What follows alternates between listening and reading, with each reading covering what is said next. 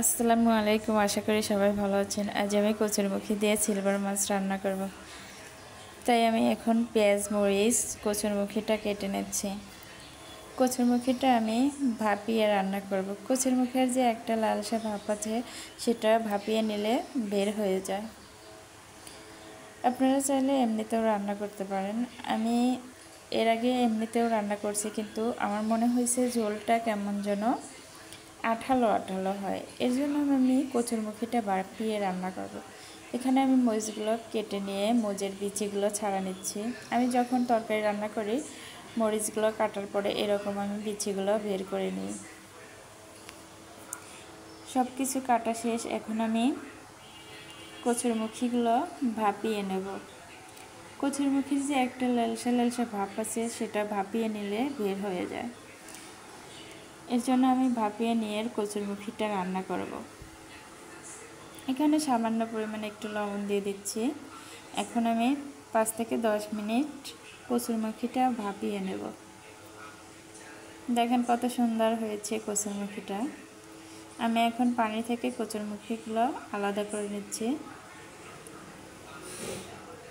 দেখেন কতটা লেলসে বের হয়েছে। এখন আমি কড়াইয়ে তেল দিয়ে মাছের ভাজনাটা উঠিয়ে নেব।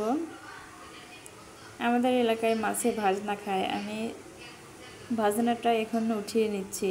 আপনাদের এলাকায় কোন জায়গায় মাছের ভাজনাটা খায় আমাকে কমেন্ট করে জানিয়ে দেবেন। আমি পেঁয়াজ, আদা, তেজপাতা, জিরা দিয়ে ভাজনাটা উঠিয়ে নিচ্ছি। এখন জিরাটা হয়ে গেছে, সবগুলো ভাজনা আমি বাটিতে উঠিয়ে নেব। মাছের মধ্যে ভাজনা বাটাটা দিলে আমার কাছে অনেক ভালো লাগে, তাই আমি ভাজনা বাটাটা প্রতিটি মাছেই আমি ভাজনা বাটাটা দিই। এখন আমি মাছটা কষিয়ে নেব। কষানো মাছ রান্না করলে আমার কাছে খুব মজা লাগে, তাই আমি মাছটা প্রথমে কষিয়ে নিচ্ছি।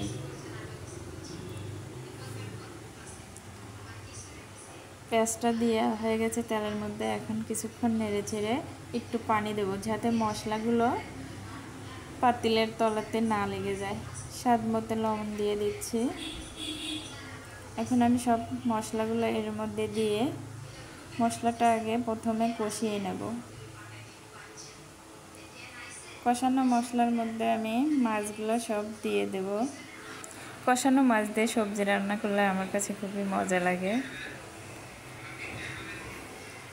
মশলাটা আমার কষানো হয়ে গেছে। সামান্য পরিমাণে একটু পানি দিয়ে দিচ্ছি যাতে তলিতে না লেগে যায়। এখন আমি মাছগুলো সব দিয়ে দিচ্ছি।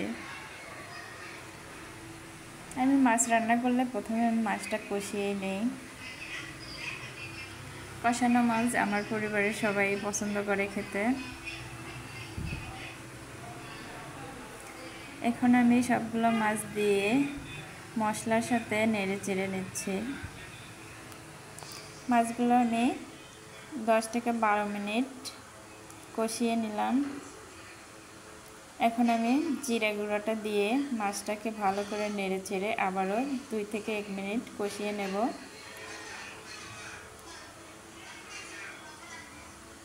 মাছটা কষানো হয়ে গেছে প্রায়।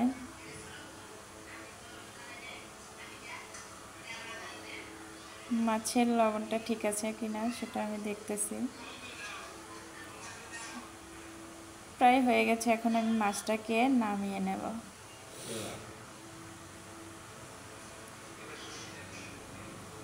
মাছটা কষানো শেষ। এখন আমি সবজিটা কষাবো মাছের মতন করে। প্রথমে আমি কড়াইতে তেল দিয়ে পেঁয়াজ দিয়ে দিলাম। সব কিছু দিয়ে এখন আমি মশলাটা কষিয়ে নেব।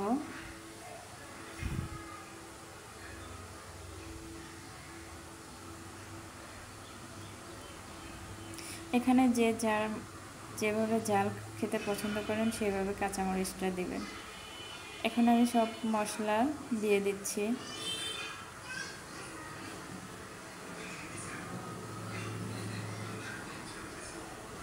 মশলা দেওয়া হয়ে গেছে। এখন আমি নেড়ে চেড়ে মশলাটা কষিয়ে নিচ্ছি।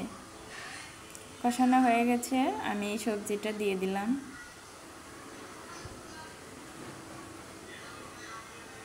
সবজিটা কষানোর জন্য কিছু পানি দিয়ে আমি সেদ্ধ করে নেব। সবজিটা সেদ্ধ হয়ে গেছে, এখন আমি মাছটা দিয়ে দিচ্ছি। মাছটা দেওয়ার পরে আমি 10 থেকে 12 মিনিট রান্না করে নেব।